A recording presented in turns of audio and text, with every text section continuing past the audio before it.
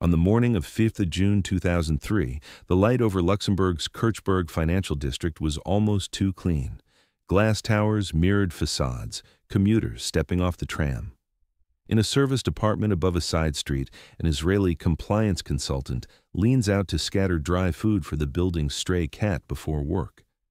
Inside, his laptop screen shows a grid of numbers, cross-border transfers under 10,000 routed through a small regional bank toward front charities, already troubling analysts in Tel Aviv.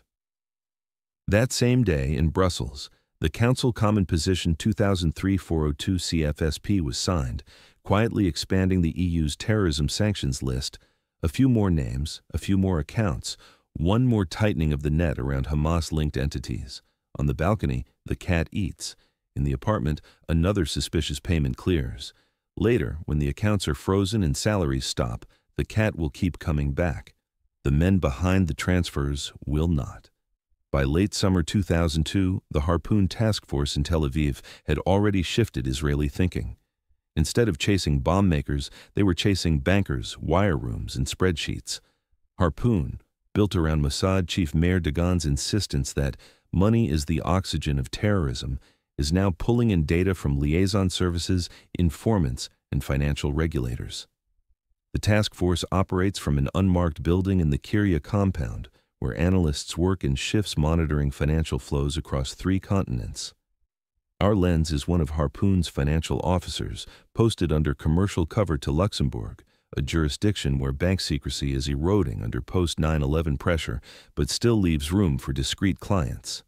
His legend is precise: mid-level risk consultant, rotating between smaller banks to help them adapt to EU terror listing measures, adopted on 27 December 2001. His passport shows entry stamps from Brussels, Frankfurt, and Amsterdam. All legitimate, all part of building a credible professional history. We see his routine, feeding the same stray cat every morning, reviewing SWIFT-style payment records in the afternoon, writing bland emails about enhanced due diligence at night. Background sound, tram brakes, photocopiers, a neighbor's radio playing French pop music. The apartment smells of instant coffee and printer toner. Fluorescent light from the hallway seeps under the door at odd hours. The building's heating system clanks unpredictably. His apartment on Rue Glesner is small: 1 bedroom, a galley kitchen, a desk positioned to catch morning light. The walls are beige, anonymous. He has hung no pictures. The only personal touch is a small dish on the balcony, refilled each morning for the cat. The animal appeared in his second week, a tabby with torn ears and cautious eyes. He began feeding it without thinking, a gesture that became routine before he realized it might compromise operational discipline.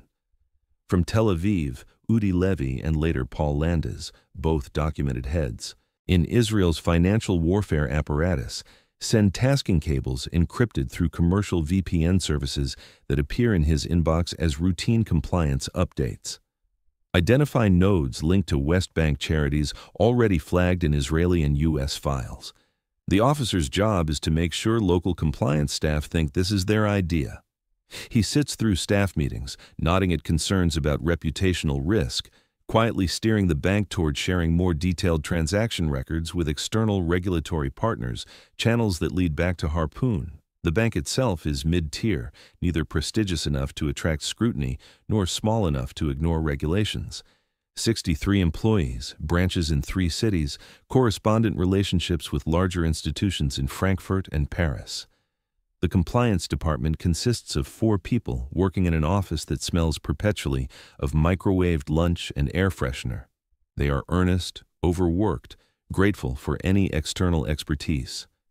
The first account that bothers him is not large, just $2,947, but the beneficiary's name has already appeared in a Dutch intelligence memo on the Al-Aqsa Foundation. He marks it in red pen on a printout, feels the texture of the paper, hears the scratch of ink. The account shows regular small deposits from 3 sources in Germany, consolidated monthly, then transferred onward to an entity in the West Bank. The pattern is too consistent to be coincidental, too modest to be flagged by automated systems. Outside, the cat waits. It has learned his schedule. The narrative briefly pulls back to January 2002 in Jerusalem, where Mayor Dagan presents his financial warfare vision to senior officials in a secure conference room. The room overlooks the city, but the blinds are drawn. Coffee sits untouched as Dagan's sketches flows on a whiteboard. If terror organizations need millions to operate, then every destroyed bridge or targeted car is less efficient than cutting off the cash. Harpoon, he argues, will intercept banking records and telephone calls of terror financiers and use them as weapons. The presentation lasts 47 minutes and changes Israeli counter-terror strategy. We cut between a conference room in the Kiryat, with Dagan sketching flows of money on a whiteboard, his marker squeaking against the surface. A single banker in a Palestinian city, later described in open sources, quietly handing over lists of accounts to Harpoon officers in a meeting that takes place in a cafe chosen for its crowd noise. A Tel Aviv office where attorney Nitzana Darshan-Leitner is already thinking about lawsuits against foreign banks. The civilian legal flank of the same war, her desk covered with financial records and legal precedents from U.S. material support cases. The concept is not entirely new. Financial intelligence has been part of counterterrorism work since the 1970s, but Dagan's vision is more aggressive, more systematic. He wants to treat money as a weapon system, to track it with the same precision Israel applies to tracking militants. We know when a Hamas commander moves from one house to another, he tells the room. Why don't we know when his salary moves from one account to another? Over aerial shots of Amman, Gaza, Beirut, and Geneva, the narrator explains how Harpoon mixes signals, intelligence, human sources in banks, and cooperation with foreign regulators to identify the accounts that matter. Each account is less a number than a logistics chain: salaries, stipends to families of suicide bombers, procurement of explosives and rockets. One former official later described the approach in a published interview. We don't just track the money, we turn it into a weapon. The infrastructure was built in stages throughout 2002. Tel Aviv establishes liaison relationships with financial intelligence units in the US, UK, and Netherlands. Officers are posted under commercial cover to financial centers. Training programs teach analysts to read SWIFT codes, recognize money laundering patterns, and understand correspondent banking relationships. By summer, Harpoon is operational. The officer in Luxembourg received his first encrypted tasking in August 2002. A list of charity names that may appear innocuous but match entities already frozen by the U.S. Executive Order 13224 and under EU review. The names arrive on his screen in plain text, embedded in what looks like a routine compliance advisory. Al-Aqsa, Interpol, organizations that blend genuine relief with darker purposes. He prints the list, studies it during lunch at his desk, commits the names to memory before shredding the page. He feeds the cat again that night, a small act of kindness that sits uneasily with the violence embedded in the spreadsheets on his desk. The bowl scrapes against concrete. The animal purrs, unaware. The city around him continues its evening routine. Televisions flickering in apartments, couples walking home from restaurants, a distant siren. The more he learns to read the numbers, the harder it is to think of them as accounts rather than families, fighters, and futures. That night, he lies awake thinking about causality. If he flags an account and it gets frozen, does he own the consequences? If a Hamas operative misses a payment and decides not to recruit a bomber, has he saved lives? Or if a family in Gaza can't afford medicine because their remittance was blocked, has he caused harm? The math refuses to resolve into certainty. The next morning, one transfer he flags will set off a chain that ends in a Dutch sanctions order 9 months later. By February 2003, the officer's life in Luxembourg City was thorough. He plays five-a-side football with colleagues from a mid-sized bank every Thursday evening at an indoor facility near the train station. His position is left midfield. He's adequate but not memorable. He attends AML-CTF workshops discussing new EU measures, takes notes in a branded notebook, asks questions calibrated to sound engaged but not expert. During coffee breaks, he complains in staff kitchens about impossible compliance expectations, mirroring the frustration he hears from actual compliance officers. His German is adequate, his French improving through forced practice and evening news. He has learned to order breakfast in Luxembourgish as a gesture of integration. These conversations are framed against the emerging architecture of EU terror finance law, Common Position 2001-31 per CFSP and its updates, mirrored by Regulation 2580/2001 imposing asset freezes. The regulatory landscape shifts monthly, creating both confusion and opportunity. The bank itself is mid-tier, neither prestigious enough to attract scrutiny nor small enough to ignore regulations. Its systems are basic: batch-printed SWIFT messages delivered twice daily, manual screening against incomplete lists downloaded from government websites, reliance on correspondent banks to spot risk upstream. The compliance department consists of 4 people working in an office on the 3rd floor that smells perpetually of microwaved lunch and floral air freshener. They are earnest, overworked, grateful for any external expertise. One is near retirement, another is new to banking, a third works part-time while raising children. The officer quietly suggests improvements that nudge the bank toward sharing more detailed data with external partners. In reality, channels back to Harpoon and Israel's money laundering and terror financing prohibition authority, which Landes previously headed. He frames these suggestions as industry best practice, citing real papers from Basel Committee workshops. Other institutions are already doing this, he mentions casually, letting the implication of competitive disadvantage do the work. Mundane details accumulate: humming fluorescent lights in the compliance office that flicker when the elevator runs, the texture of dot matrix printouts that leave ink smudges on his fingers, the hiss of a kettle in the break room that shuts off automatically after 3 minutes, the smell of lukewarm coffee and old carpet, a water stain on the ceiling that no one has repaired. The cat now waits for him every evening on the balcony railing. He feeds it automatically while thinking through names: Al-Aqsa, Interpal, other Western-based charities that a former Harpoon official later called a problem we do not know how to solve in a conference presentation leaked to journalists years afterward. His apartment routine becomes ritualized. Morning: feed cat, check encrypted messages disguised as spam email. Shower, walk to the tram. Evening: return, review the day's transaction reports if he has access, prepare notes for Tel Aviv using a simple substitution code that looks like project management jargon. Feed cat, read, sleep. Weekends: football, grocery shopping, sometimes a movie at the Utopolis Cinema, always alone. He has built a life that is plausible, but empty. For the first time, he finds himself defending his bank in internal meetings, arguing that our clients are mostly clean. The legend is working too well. He catches himself thinking in first-person plural: our bank, our reputation, our risk exposure. The deeper he goes into the fiction of being a conscientious European consultant, the more he feels the pull of that life as something he might want to keep. It is easier than what he left behind, cleaner than what he will return to. In early April 2003, a fax from The Hague, transmitted on thermal paper that curls at the edges, will show what happens when a government no longer believes the fiction of a charity's account.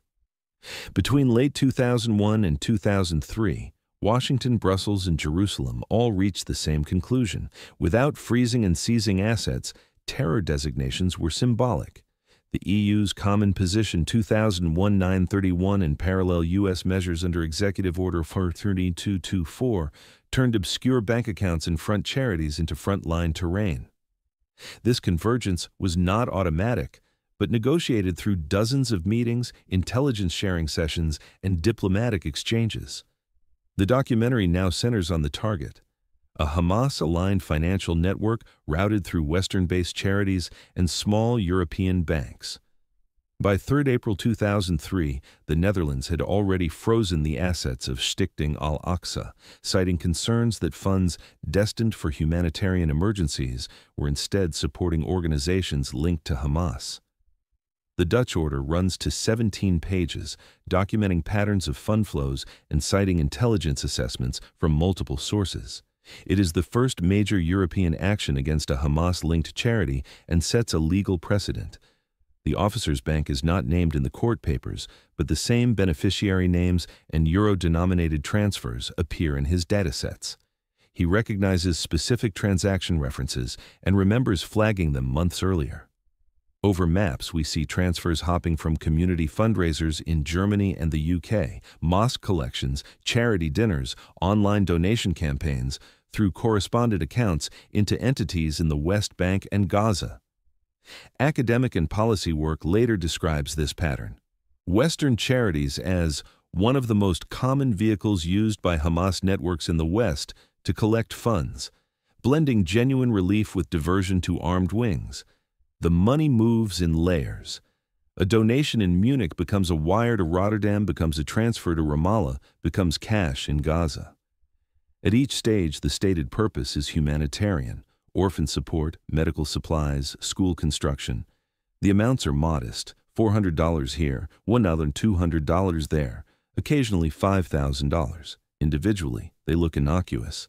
Aggregated over months, they fund salaries, operations, and propaganda. In one scene, we intercut a fundraising dinner in a European city, filmed from public archival footage showing men in suits making speeches about humanitarian duty. A swift line ticking across a terminal, the alphanumeric codes resolving into account numbers and routing instructions. The officer feeding the cat on the balcony while marking specific IBANs in red pen, the ink bleeding slightly on the cheap paper, his hand smelling of cat food and ballpoint ink. The evening light turns the glass towers gold. Somewhere below, the tram announces its arrival in 3 languages. Behind this work stand named people. Hamas finance operatives described in US and EU designations. Men like Khaled Mashal, who publicly defended the organization's need for financial resistance. Western regulators tasked with enforcing sanctions, often working with incomplete information and political pressure. Israeli analysts who monitor interviews and propaganda, including a Hamas appeal broadcast on Al-Aqsa TV describing money as the backbone of war. The network looks less like a conspiracy and more like a community. Mosques, charities, remittances, family connections maintained across diaspora. And it is precisely this ambiguity that makes every freeze morally heavy. The officer knows this. When he red flags an account, he thinks not just of buses in Tel Aviv, but of families in Gaza who might depend on that $400 monthly transfer. He has seen intelligence assessments that estimate how much of charity money actually reaches violent activity. Some say 30%, others say 70%, many admit they don't know. The uncertainty sits with him. One account, flagged solely because its reference line repeats a Gazan street name, Al-Jallah Street, in multiple small transfers across 6 months, will become the pivot for an international case that reaches the European Court of Justice. In May 2003, at a side street cafe near Place d'Armes in Luxembourg, the officer met a senior relationship manager from his bank. The cafe is called Le Comptoir, a narrow space with 10 tables and a Lavazza machine that hisses constantly. The meeting is framed through the lens of an earlier Harpoon success, a banker who quietly passed terrorist account information to Harpoon, as later described by Israeli sources in declassified testimonies and journalistic accounts. That earlier source, never publicly named, reportedly provided account ledgers that led to the freezing of $4 million in Hamas-linked funds. The conversation is not dramatized with invented dialogue. Instead, we hear the narrator over archival ambient sound and see gestures, the banker's hands lingering on a cigarette pack, tapping it against the table but never opening it. The officer's habit of brushing cat hair off his coat before sitting, an unconscious tell of his double life. Between them is a printed KYC file in a manila folder, a client labeled as a humanitarian foundation, whose beneficiaries match names already blocked under US and EU sanctions. The folder is coffee-stained at one corner. The air smells of espresso and cigarette smoke from the designated section. A bus hisses past outside, its brakes squealing. Someone drops a cup in the kitchen. The crash makes both men flinch. The banker taps ash into a glass tray, even though he hasn't lit the cigarette, says nothing for a long moment. The officer waits, counting the seconds, 14, 15, 16, aware that silence can be a tool or a trap. He has been trained to let silence work, to resist the urge to fill it. In Tel Aviv, Darshan Leitner and her colleagues at Shurat Hadin have already begun drafting suits against banks that, in their view, turned a blind eye to these patterns.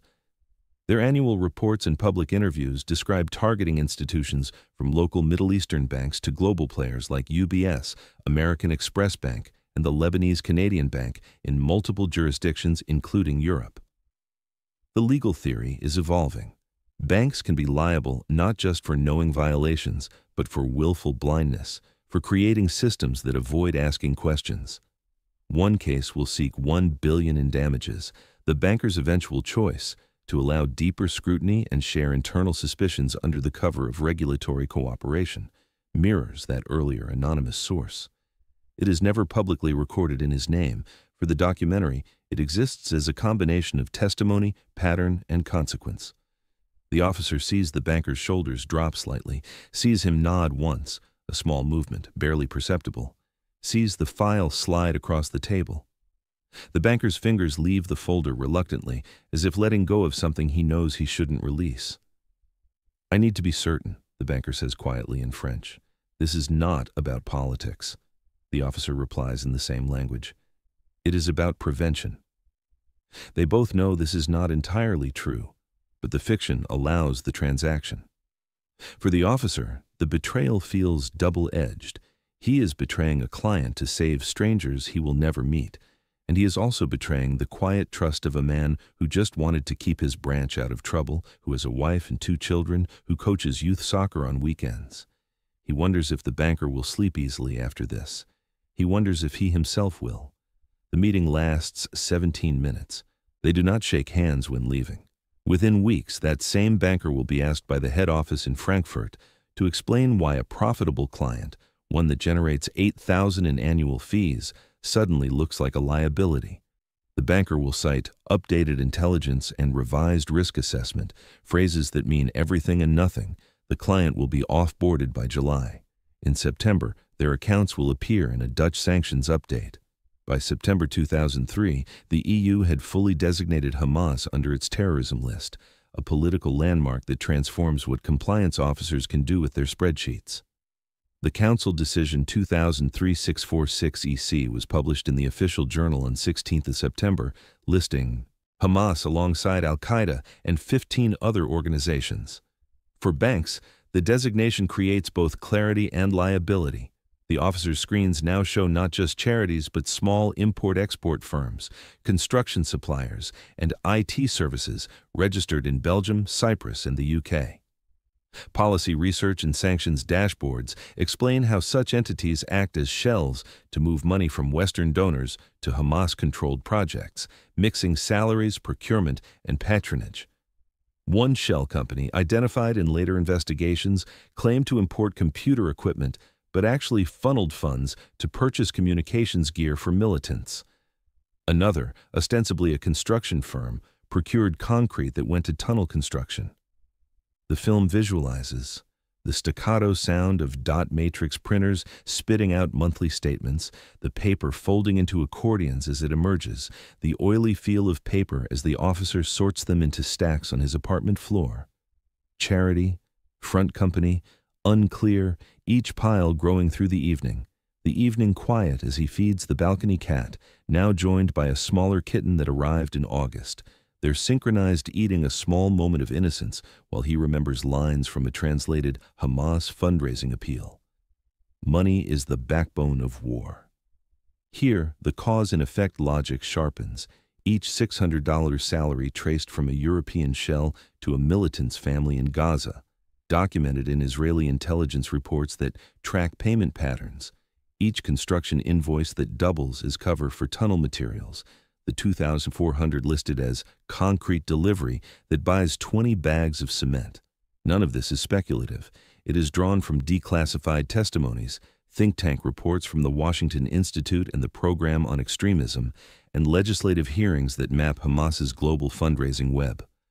One congressional testimony from 2004 estimates that Hamas raises $50 or $70 million annually, with 10–15% coming from European sources.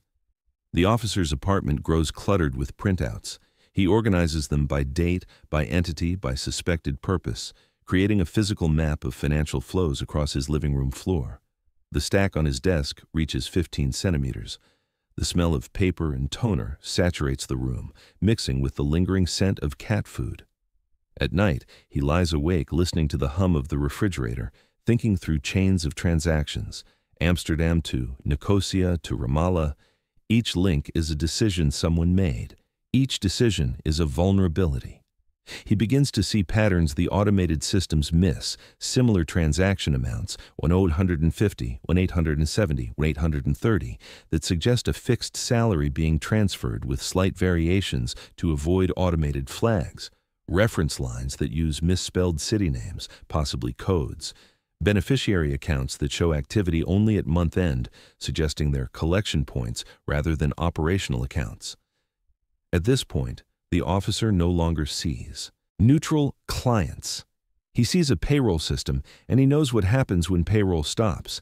He thinks of the families, not the fighters, but the children, the elderly, the ones who depend on those $200 monthly stipends that appear in the accounts marked family support. He thinks of the buses in Jerusalem, the Café Hillel bombing that killed 7 people, including a father and his 18-month-old daughter. He cannot hold both thoughts at once, so he alternates, hour by hour, the moral weight shifting.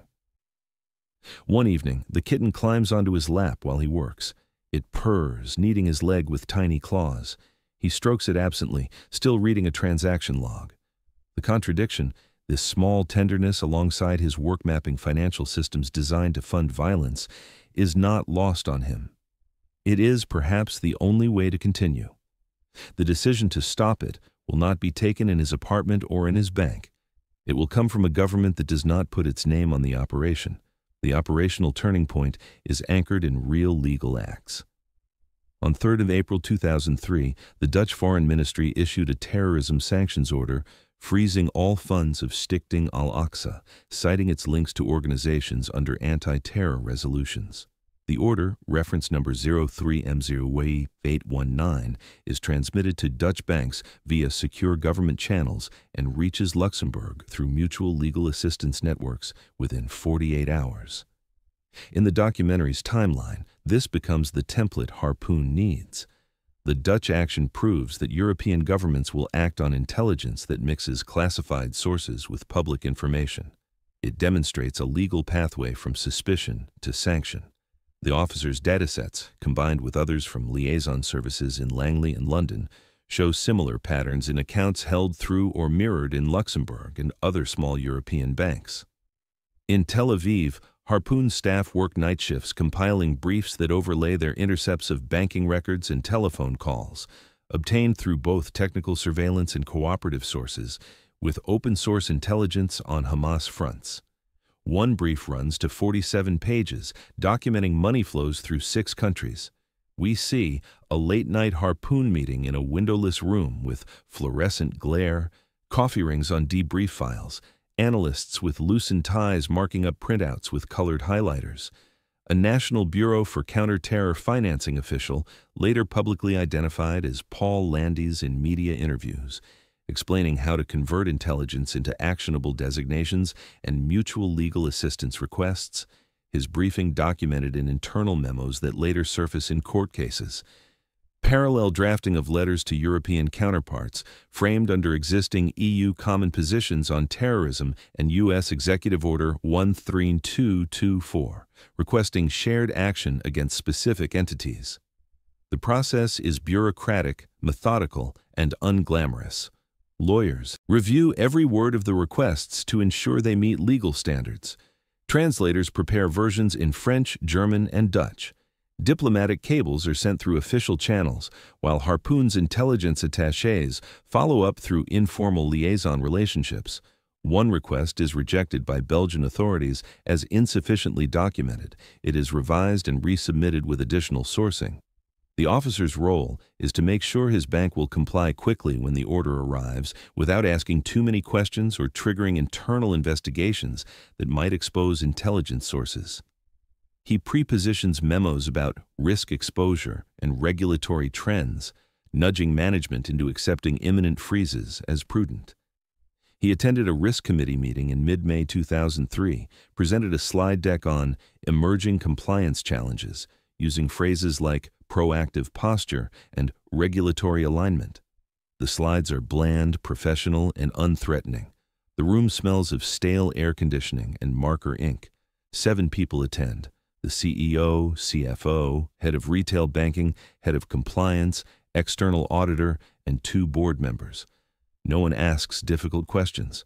One executive, a man nearing retirement who has worked at the bank for 23 years, thanks him for his thoroughness. The officer nods, saying it's just best practice. The lie sits easily now. He has said it so many times it feels true. What he does not say: in his apartment, he has a list of 12 accounts that will be frozen within 90 days. He has already marked them in the bank system with internal risk ratings that will make compliance staff receptive when official orders arrive. He has created a paper trail that makes the bank look diligent rather than complicit or negligent. The operation's decisive act is not a raid, not an arrest, not a spectacular intervention. It is a signature on a sanctions form, a bureaucratic keystroke, a pen stroke that converts months of hidden work into public absence. When accounts are finally frozen in July and August 2003, implemented through a series of administrative orders from Luxembourg's financial regulator, the first people to notice will not be militants in Gaza. They will be clerks in Ramallah, wondering why a routine transfer has failed. Families in refugee camps asking why their monthly stipend hasn't arrived. Project managers unable to access funds for what may have been genuine humanitarian work. The officer monitors these freezes through transaction reports. He sees the failed payment codes, the returned transfers, the accounts marked restricted. He does not see the human consequences on the other end. While accounts are being frozen in Europe, a second front opens in New York.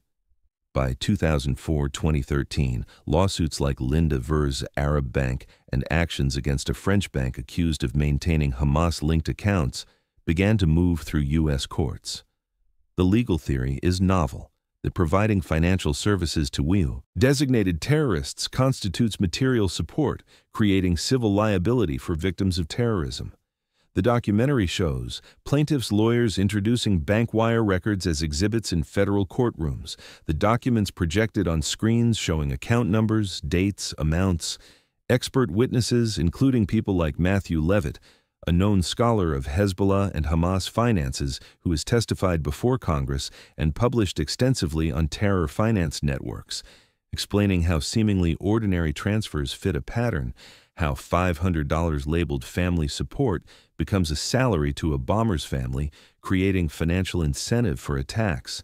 Shurat Hadin attorneys describing in later interviews and published reports available in their annual reviews how they bankrupted terrorism one lawsuit at a time, targeting institutions that served as conduits for Hamas and Hezbollah.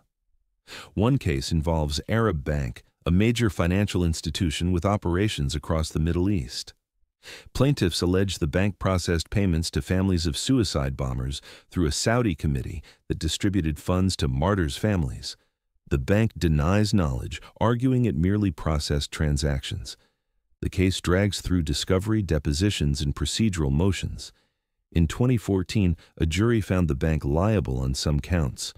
The judgment will be appealed, settled, appealed again, a legal battle lasting over a decade.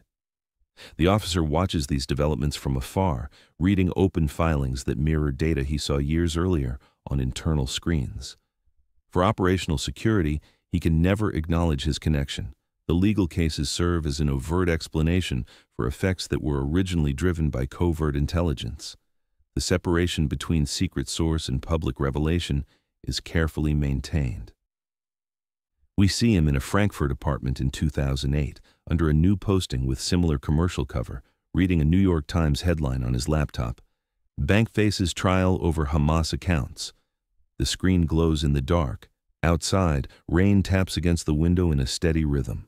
He recognizes account numbers in the court filings, not exact matches, but close enough to feel the echo, close enough to know that information he once flagged in a Luxembourg basement office has traveled through intelligence channels and emerged, sanitized and legally presentable, in a Manhattan courtroom. While the courtroom drama unfolds, we stay with small details. The rustle of court transcripts printed on legal-sized paper, running to thousands of pages. The feel of over-air-conditioned hearing rooms in the federal courthouse at 500 Pearl Street. A news ticker scrolling updates on Bloomberg terminals in bank risk departments worldwide.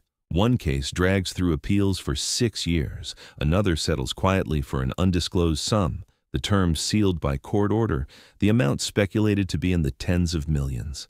Justice here is slow and procedural, but its raw material is the same as harpoons, account numbers, dates, and purposes, translated into human stories of buses, cafes, funerals, children orphaned, lives interrupted.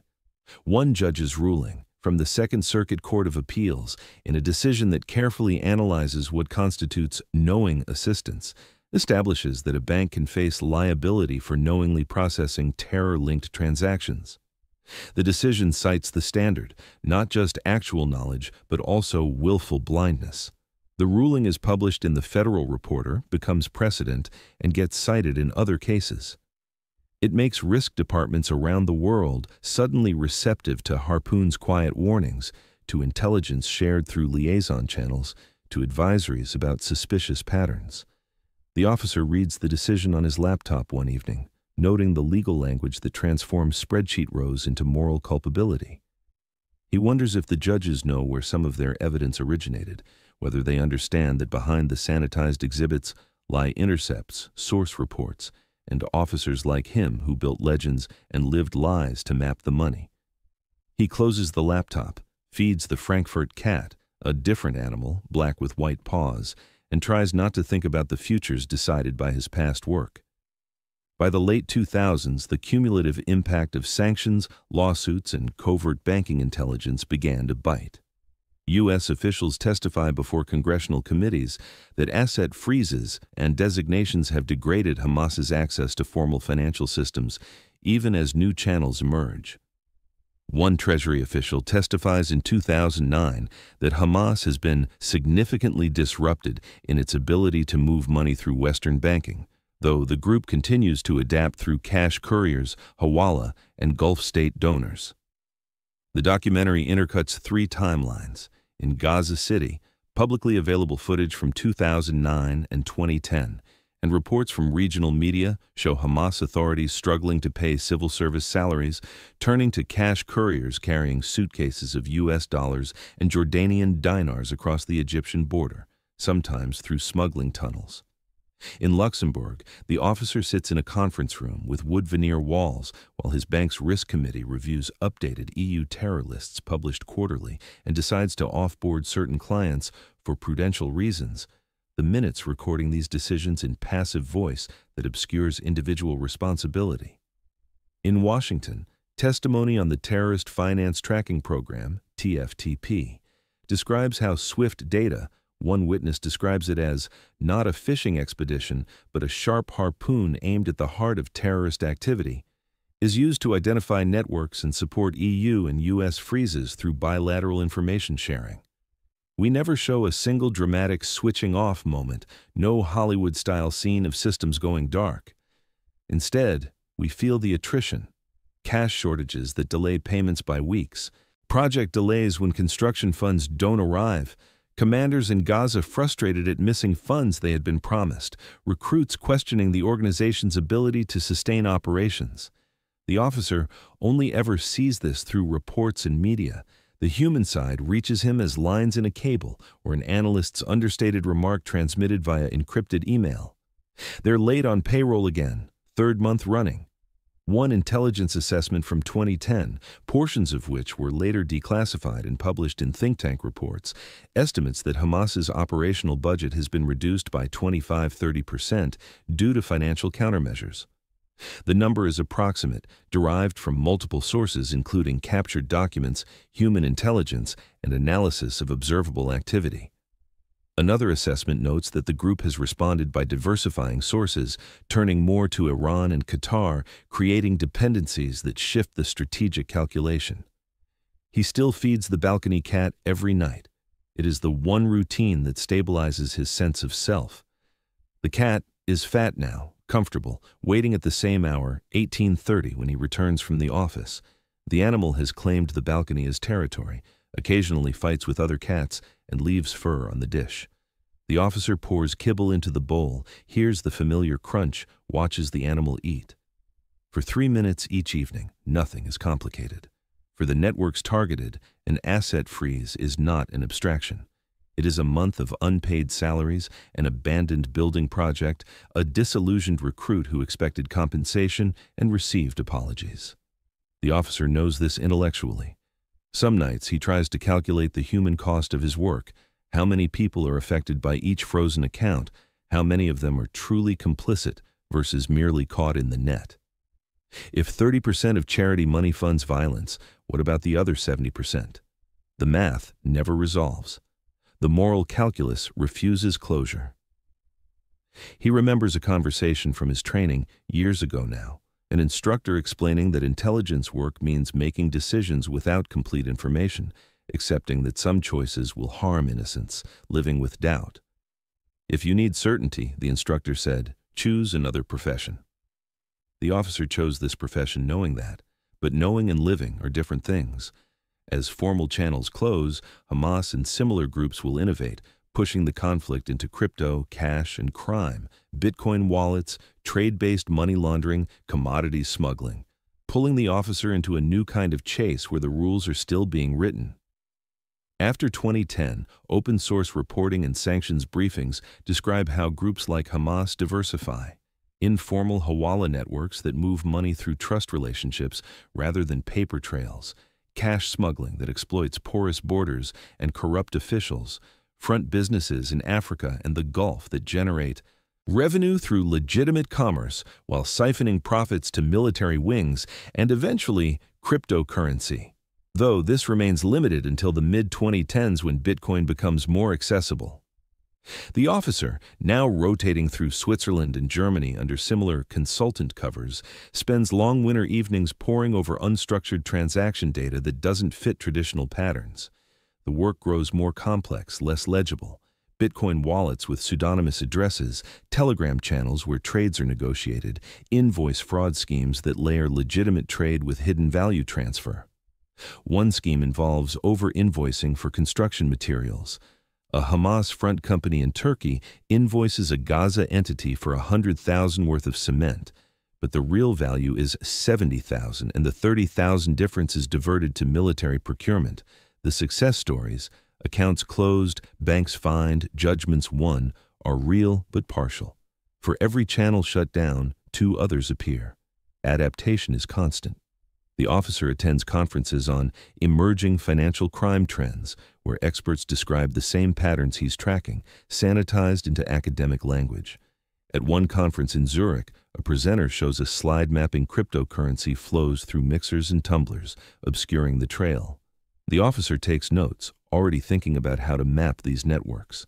On screen, we see the glow of a computer in a dark service department, the blue light harsh on his face, the officer washing cat bowls in the sink, even after changing cities, as if carrying the ritual from one safe house to another, the bowls chipped and stained.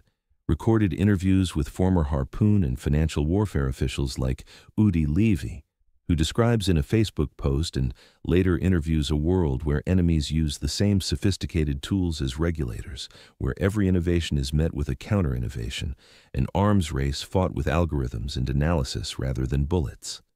In a Zurich apartment in 2014, the officer fed a different cat on a different balcony. The animal is gray, skittish, and half feral. It takes the food and vanishes into the night, never lingering. He wonders if he is the same man who started this in Luxembourg 12 years earlier, or if the legend has consumed the original. He looks at his reflection in the window, older, grayer, unfamiliar.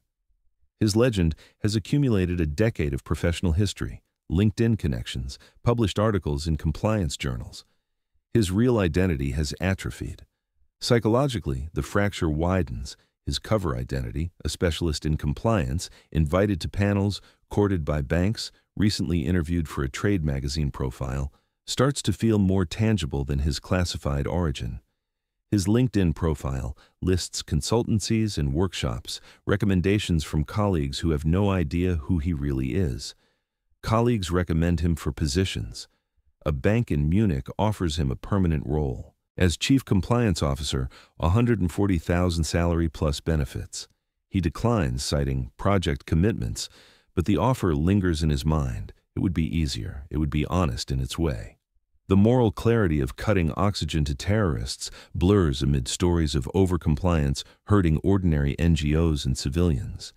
He reads about charities unable to operate in conflict zones because banks won't touch them, fearful of regulatory penalties. He reads about remittances blocked, families stranded when money they depend on can't reach them, Syrian refugees in Germany unable to receive transfers from relatives abroad. The lines are not as clean as they seemed in 2003. Financial warfare has collateral damage, just harder to see than kinetic warfare. One evening, he drafts an email to Tel Aviv raising these concerns. He writes 3 paragraphs outlining cases of apparent overreach. He reads it twice, then deletes it. The system is too large now, too institutionalized. His concerns would be noted and filed, and nothing would change. The more effective financial warfare becomes, the harder it is to separate legitimate targets from collateral damage in the ledger. Eventually, the operation will end not with an arrest or a medal, but with a transfer order transmitted via encrypted email, return to Israel, hand over files, and disappear from the corporate CVs he helped build. By the mid-2010s, the legal and regulatory record was thick. EU court cases on Al-Aqsa and other entities appealed through multiple judicial levels, U.S. appeals on bank liability that create precedents cited in subsequent cases, news reports on massive settlements and fines that run into hundreds of millions. The infrastructure of counter-terror finance is now institutional, embedded in government agencies, bank compliance departments, and international standards. We glide over a press release from 2015 about a European bank facing trial in New York for Hamas accounts. The settlement eventually reaching $400 million, a General Court of the European Union decision from 2014 reinstating asset freezes on an organization tied to Hamas, the judgment running to 83 pages and emphasizing the importance of combating terror financing while respecting due process. Parliamentary hearings in Berlin and London, where experts describe the evolution of Hamas's funding sources and the need to keep tightening the net while avoiding humanitarian harm, the testimonies recorded in official transcripts that few people read. The officer, now back in Israel in 2017, sits in a quiet office in an unmarked building near Tel Aviv, archiving his notes. Boxes labeled with innocuous project names, Luxembourg Compliance Review, Banking Standards Assessment, contain printouts of account summaries, patterns, and handwritten annotations accumulated over 15 years. The paper smells faintly of mildew. Some printouts are faded, the ink nearly invisible, the thermal paper yellowed. He sorts them. Mechanically, aware that most will be digitized and then shredded according to document retention protocols, the physical records destroyed, but the intelligence preserved. The process takes weeks. He reviews files he hasn't seen in years, remembers the contexts. This account was linked to a charity later designated in 2005, that one was cleared after investigation revealed legitimate humanitarian work, another led to a criminal prosecution in Belgium. The archive is a map of decisions, each file representing a moment when information became action or when it didn't. The cat motif returns quietly. Outside, in the alley behind the building, he leaves food for strays at the end of each day, as if repeating a gesture that no longer belongs to a legend but has become part of his actual self. 3 cats appear most evenings, a calico, a black tom, a tabby, and he recognizes their patterns, their hierarchies, which one eats first. The calico is dominant. Tom is patient. The tabby is skittish and eats quickly, always watching. He does not name them. Naming would be a commitment he's not prepared to make. In the public eye, Harpoon surfaces briefly in books and interviews, described as a unique task force that emptied bank accounts around the world to bankrupt terror groups, the descriptions appearing in memoirs by former officials and journalistic accounts that paint broad strokes without operational detail. The officer's contribution is invisible, absorbed into phrases like an Israeli intelligence source, or financial analysts, or cooperation with European partners, passive constructions that erase individual agency. One afternoon, sorting through a box from 2005, he finds a printout, an account flagged with a red star, a handwritten note in the margin in his own handwriting. Check again, possible false positive. He remembers writing it. He does not remember what happened next, whether the account was cleared or frozen. The archive doesn't always close loops. Some threads just end. When he is finally debriefed and signed off in a conference room with 3 officers who ask precise questions and take notes, no one tells him what happened to the families whose transfers he helped block. He doesn't ask. The debriefing lasts 90 minutes and covers operational security, lessons learned, recommendations for future postings. It is professional, thorough, and entirely avoids the moral questions that have accumulated over 15 years. At the end, one of the debriefers, a woman about his age who introduced herself only by first name, says, "You did important work. It mattered." He nods. He doesn't disagree. But he also knows that importance and righteousness are not the same thing, that mattering can mean many things, that the ledger of consequences extends beyond what any debrief can capture. The narrative narrows to the psychological aftermath. Interviews with former financial warfare officials, some published in psychological journals studying intelligence personnel, others appearing in oral history projects, describe burnout, moral ambiguity, and the difficulty of explaining their work even to family members. One former official describes lying to his children about his career, telling them he worked in government accounting, a lie that became harder to maintain as they grew older and asked more specific questions. We watched the officer in a small Tel Aviv apartment in 2020. He keeps to a routine. Morning coffee at 6:30, reading news about new sanctions regimes and EU updates on terrorist lists on websites he has bookmarked, the digital equivalent of his old printouts. He still feeds cats on the balcony at dusk, the same physical motif that once framed his cover, now without legend or purpose beyond the act itself, the gesture a reflex from another life. Occasionally, he sees the name of a bank he once audited in headlines about a settlement or compliance overhaul, feels a distant connection to events that continue without him. His apartment is spare. A sofa, a small desk, bookshelves with compliance manuals and novels he doesn't read. The walls are white. He has hung no photographs. On the desk sits a box of old printouts he kept, against protocols, as a private archive. He has never opened it. Narration stays restrained. There is no invented confession, no dramatic revelation, just the observation that long-term exposure to financially mediated violence leaves its own scars. Studies and testimonies about intelligence personnel note patterns of isolation, difficulty switching off operational thinking, hypervigilance in civilian life, lingering questions about unintended harm. One study of Mossad veterans found elevated rates of anxiety and relationship difficulties compared to civilians. His work saved lives by constraining violent organizations, disrupting their ability to operate, forcing them into less efficient funding methods. But it also choked off flows that were not always cleanly separated. Salaries, aid, ambiguous charities where humanitarian intent mixed with political alignment. The ledger does not record doubt. The spreadsheets he once studied showed transactions, not people. The consequences were real but distant. The final question turns outward. What does it mean for democracies to entrust so much power to those who can erase people financially without ever appearing in court, without due process visible to those affected, operating in secrecy that persists long after operations end? The concluding chapter zooms out to the broader moral and strategic legacy of operations like Harpoon. Counterterror finance has become institutionalized. FATF standards requiring countries to maintain sanctions lists and suspicious transaction reporting, EU terrorist lists updated quarterly and published in the official journal, U.S. Treasury's Office of Foreign Assets Control, OFAC, maintaining hundreds of designations, national counterterror financing. Bureaus in over 60 countries. The infrastructure built in the early 2000s is now permanent. Militaries and law enforcement agencies now treat financial warfare as a core capability, as reflected in doctrinal papers and after-action studies from NATO, the UN, and national defense institutions.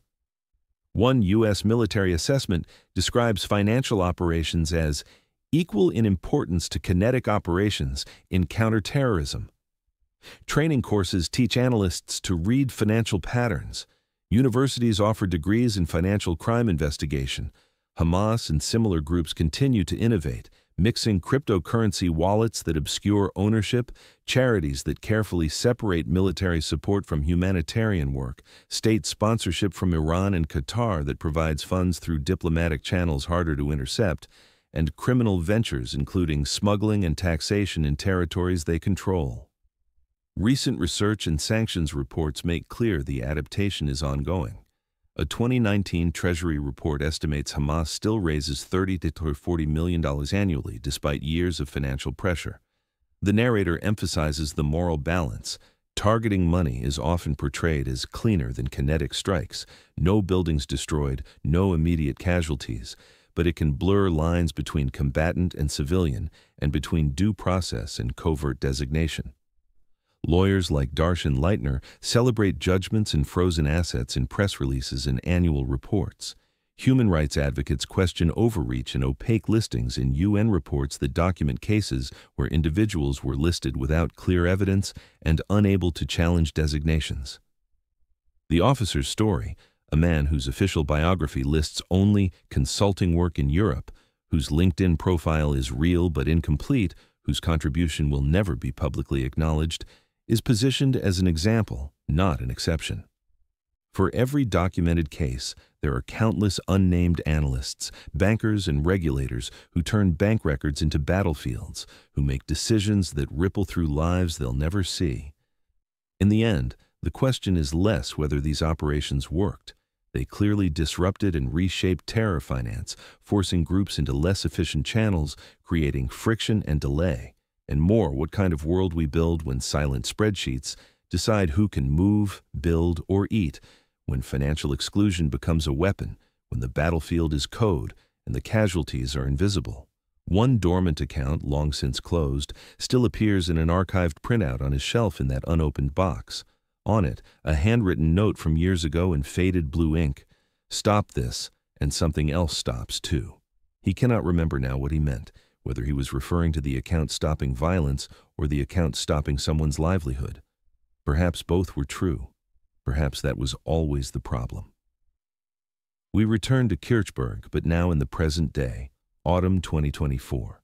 The camera holds on a balcony similar to the opening shot, perhaps the same one though the building has been renovated, the railings painted a different color. The light is the same thin European daylight filtering through clouds. The trams still hiss along the tracks, the announcements now automated and digital rather than the conductor's voice. A different tenant stands at the railing, a young woman in business casual, scrolling through mobile banking apps on a smartphone that routes through the same financial systems the officer once studied, now faster, more encrypted, more opaque. Transactions happen in microseconds. Money moves globally without friction, except where it doesn't. No one feeds the cat. It moves along the parapet, pausing at an empty dish left years ago, the ceramic cracked and stained. The cat is old now, slow, possibly the same animal, or more likely its descendant, generations of strays sustained by temporary tenants who come and go. On the soundtrack, we hear a real line pulled from a Hamas fundraising appeal broadcast in 2006. Money is the backbone of war. Cross-faded into a more recent policy phrase from a European Central Bank report about maintaining the integrity of the global financial system. The two statements bleeding into each other, separate but somehow saying the same thing about power and control. The camera drifts down to a shredded printout stuck in a gutter. Columns of faded numbers barely visible, a beneficiary name no longer active, a frozen past that someone tried to discard but that remains persistent, refusing to wash away. The paper is yellowed, disintegrating, but the numbers are still faintly legible. 2947. The first account that bothered him. No credits, no verdict. Just the quiet suggestion that, long after the operation ends, the system keeps moving, and somewhere, Someone else is feeding another cat on another balcony, looking at another set of transactions, deciding what and who will be allowed to move. The cat waits. The system runs. The ledger never closes.